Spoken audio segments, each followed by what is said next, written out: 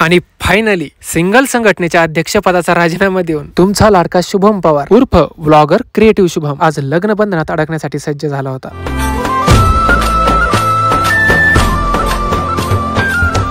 तर रामकृष्ण हरी मंडळी मागच्या ब्लॉग मध्ये नवरदेव मंगल कार्यालयात पोहोचला होता आणि तिथे त्याचं जोरदार स्वागत झालं होतं। मग आता आज हळद लावण्यापूर्वी साखरपुड्याचा कार्यक्रम होता, म्हणजे तशी विधिवत पूजा अगोदरच झाली होती। पण आपण आजच्या मॉडर्न युगात संस्कृती आणि परंपरा जपून कलियुगातही परंपरा जगता जगता आधुनिकही कसं राहता येतं याचा आदर्श घालून दिल्याशिवाय काय राहत नसतोय। मग आता तुम्ही म्हणता का पूजा तर झालेली, मग आता राहिलं काय? तर राहिलेलं आहे अंगठी घालायचा कार्यक्रम, म्हणजेच रिंग सेरेमनी। थोडक्यात गावठी इंग्लिश मध्ये म्हणायचं म्हणल्यावर एंगेजमेंट। तसं पब्लिक तर सगळं हळदीसाठीच जमा होत होतं आणि आमच्या घरचे पण सगळे अजून काय मांडव डाळाचा कार्यक्रम उरकून आले नव्हते। पण हळदीचा कार्यक्रम लेट होऊ नये म्हणून पप्पा म्हणले का तुम्ही एंगेजमेंटचा कार्यक्रम करून घ्या। काका आणि अर्धे घरचे आले होते आणि बऱ्यापैकी मित्रमंडळ पण जमा झालं होतं। म्हणलं मग चला एवढा साखरपुडा कमी आणि रिंग सेरेमनी जास्त असलेला कार्यक्रम करून घेऊ।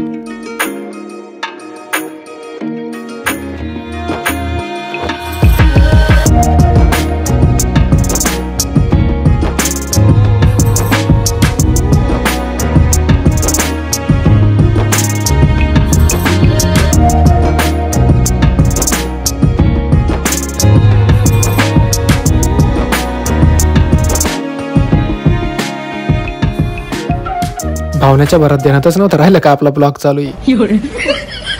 आणि या पार्टी बदलणाऱ्या मेवण्याला पण सांगितलं आजच्या दिवस थांब रे, उद्यापासून तो पक्ष प्रमुखच माझ्या पार्टीत प्रवेश करणारी। मग पाहत होतो हेकडे आणि कार्यक्रमाला थोडा वेळ लागू राहिला हे पाहूनच वरमायांनी थेट नवरदेवालाच खाली बोलून घेतलं आणि म्हणे का हळदीला उशीर होऊ राहिला। मग काय नवरदेवाच्या ऍक्शन मोड मध्ये आला आणि तिथल्या एंगेजमेंटच्या सेटअप साठी हातभार लावला। मानापानापेक्षा पण आपल्यासाठी आलेली माणसं महत्वाची आणि लय वेळापासून टावर कुठे आरडणाऱ्यानं एकदा पाहून घ्या। टावर डायरेक्ट नवरदेवासोबत स्टेजवर आहे आणि कस काही नाही राहणार, टावर तर आपला मेन कलावर आहे। फरक फक्त एवढा आहे का टावर इतकं मानाचा कलावर आहे का तो नवरदेवाची नाही, पण नवरदेव आमचा ध्रुवराज किती चांगला दिसन याची काळजी घेत राहतो।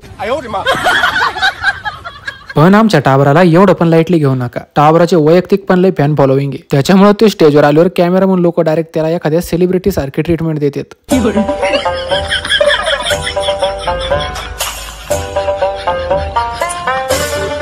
आणि दुसरं काही म्हणू नाही तर नाही म्हणू, पण आमचं टावर जय हरी म्हणल्याशिवाय राहत नसते। आणि आमच्या टाबराचं हे जय हरी ऐकू येईन जेव्हा कॅमेरामनचे व्हिडिओ माझ्याकडे उपलब्ध होत्या। मग आता आपण अंगठी घालण्याचा म्हणजेच रिंग सेरेमनीचा कार्यक्रम बघू। पहिल्यांदा नवरीने नवरदेवाला अंगठी घातली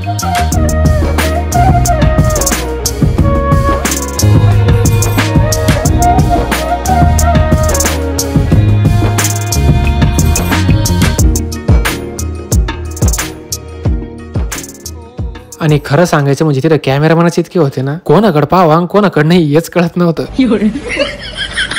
अंगठी घालायला 5 सेकंद आणि फोटो काढायला 5 मिनिटं। आता अंगठी घालायची शुभम भाऊची वेळ होती आणि खरंच सांगतो कोणी किती जरी शहाणा असला ना, एका हाताने अंगठी घालताना स्टायलिश जरी दिसत असलं तरी दोन्ही हात लावल्याशिवाय अंगठीच घालता येत नाही।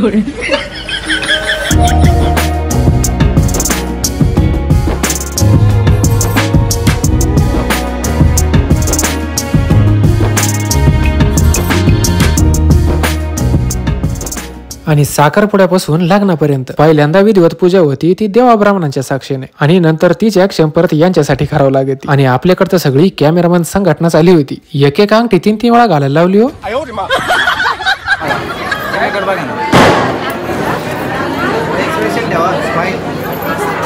त्याच्यामुळे परत कधी तुमच्या घरातल्या म्हाताऱ्या एखाद्या लग्नावरून आल्यावर जर घरी म्हणत असल्या का काय बाई त्या लग्नातले नवरा नवरी नुसते एकमेकाकडेच पाहत होते आणि नुसते पाहतच नव्हते, हसत काय होते बोलत काय होते। आमच्या टायमाला नव्हतं बाई असं काही, आम्ही महिना बोलत नव्हतो। असं जर कोणी म्हणताना दिसल्या तर त्यांना सांगा का तिथं कॅमेरामननी करायला सांगितलेलं राहतंय। त्याच्यात तो कॅमेरामन हा सिनेमॅटिक वाला आशिष जर असला तर पाहुण्याला म्हणायचं का तुम्ही जेवण करून या। आणि शुभम पवार या इन्फ्लुएन्सरचा इन्फ्लुएन्स किती पा, स्वतः ब्लॉगरच्या लग्नात नवीन ब्लॉगर तयार होत होती। तिचा ब्लॉग आपल्यापर्यंत येऊ नाही ते नाही येऊ, पण आपला ब्लॉग तिच्यापर्यंत नक्की गेला पाहिजे।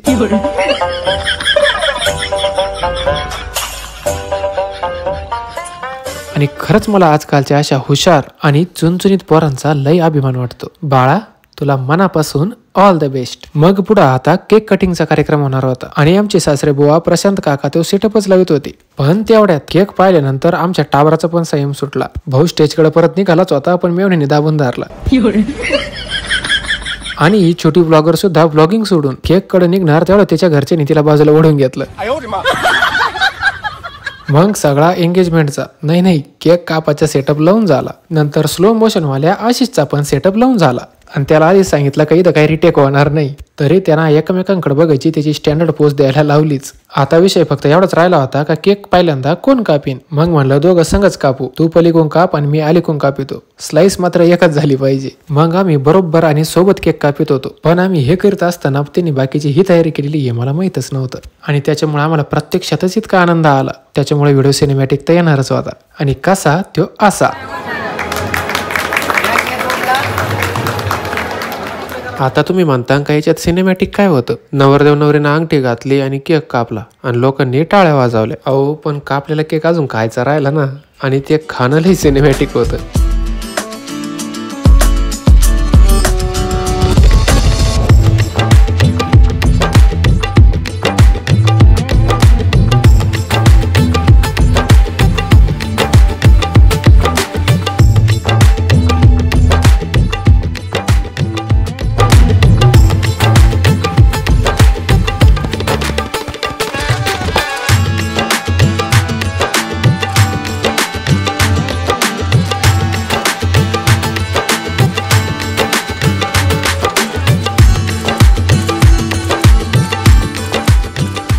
पण ज्यांचं एवढ्यावरच भागन ते कॅमेरामन कुठले.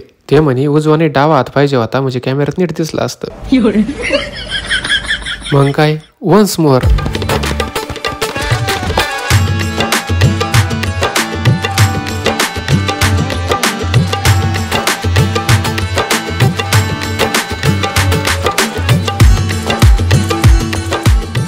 पण म्हणतात ना ऊस गोड लागला म्हणजे मुळा सगळं खाऊ नये. पण या कॅमेरामॅन लोकांचं नेमकं तेच चाललं होतं. काही नाही म्हणजे जो जो आता मोकळा आहे का तो मागं पाठीपाशी धरा. म्हणलं बाकीचं काही नाही पण गोल फिरून फिरून मॅडमला चक्कर नाही आली म्हणजे बरं आहे.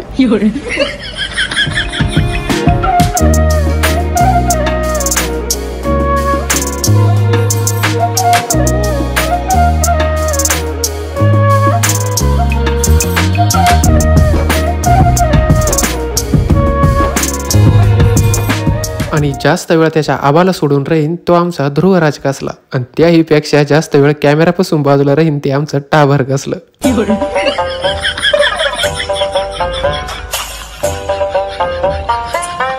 मग साखरपुडा झाल्यानंतर हळदीच्या कार्यक्रमाला थोडा वेळ होता आणि उशीर पण भरपूर होणार होता म्हणून पाहुण्यांना आधी जेवायला सांगितलं. तेव्हा मागं पंक्ती तर चालू होत्या पण बरेचसे पाहुणे अजून हळदीसाठी आतुर होते. त्याच्यामुळे म्हणलं लवकर जाऊन आवरून यावं.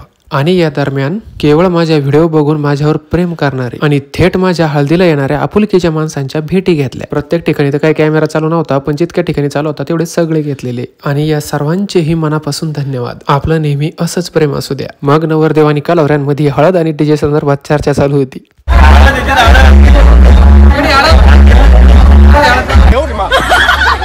मग आता नवरदेव आणि नवरी हळदीसाठी सज्ज झालेली आणि त्यांच्या स्वागतासाठी कलावऱ्यांनी प्लॅन करून असं काहीतरी नवीन प्रकार केलेला आहे. आणि या स्वागतापासून हळदीपर्यंत आपण सगळं बघणार आहे पुढच्या ब्लॉग मध्ये. पण तुम्ही आजच्या ब्लॉग मध्ये काय आवडलं हे नक्की सांगा आणि पुढचं सगळं लग्न पाहण्यासाठी चॅनलला सबस्क्राईब करायला काही विसरू नका.